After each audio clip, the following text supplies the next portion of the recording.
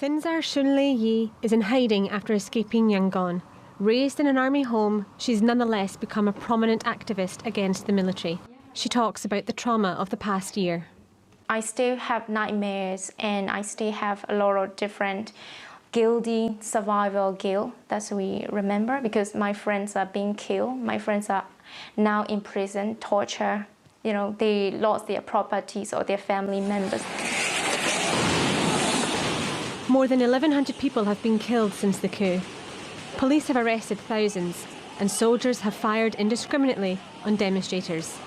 Protests have become constant low-level revolt, with people resisting in whatever way they can.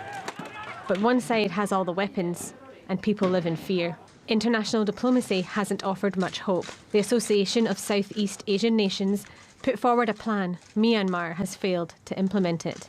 A lot of people in Myanmar that I speak to now see the situation as you know, that they're on their own, and they realise that.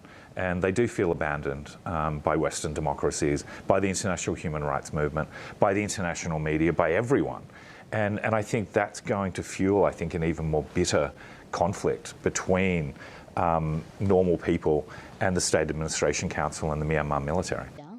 The military, led by Min Aung Hlaing, and its executive, the State Administration Council, seized power 3 months after an election in which its proxy party was heavily beaten by Aung San Suu Kyi's National League for Democracy. The 76-year-old was charged with a number of offences and has so far been sentenced to 6 years in prison. She now languishes in house arrest while awaiting further court proceedings the international community has described as a sham. From her hiding place, Thinsar Shunlei Yi works to undermine the generals. She believes eventually the military will crumble. People power will prevail in the end.